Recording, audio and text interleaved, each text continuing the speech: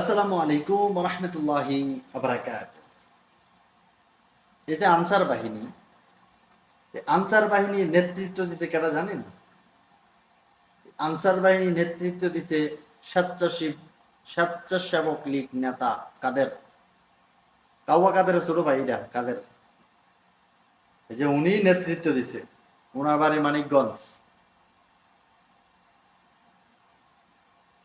উনি স্বেচ্ছাসেবক লীগ নেতা। উনি ওনার ইউনিয়নের সভাপতি নাকি জানি, উনি নেতৃত্ব দিছে। এখন কপালটা ফুটছে না তোর?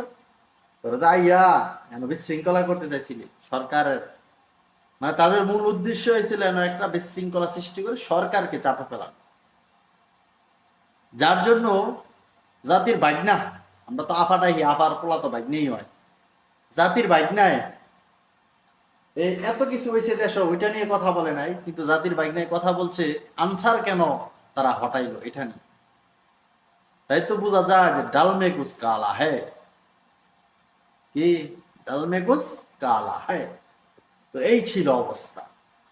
আনসাররা আসলে মূলত এরকম, হেনি করার জন্যই তারা এই গন্ডাগোলটা করছে, সরকারকে চাপে ফেলাতে। এখন তো গেলাম না, আমসাল্লা সবই গেল, লাভ হইল কি? হুম, সুন্দর চাকরি আসিলা, ঘুষ খাইতা, ওইটা তো আসিনই।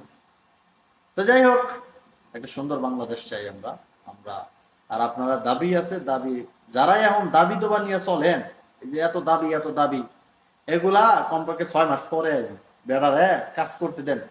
এই যে ইনু সাহেবের বসছে বেড়াইছি, আরো বেড়ার একটু কাজ করতে দেন। এত দাবি দেবো অনলাইন না, 15 বছর কোনো দাবি আইছে না। সুতরাং সবাইকে স্থির থাকার আহ্বান জানাই। ভালো থাকবেন, সুস্থ থাকবেন, সকলের জন্য শুভকামনা।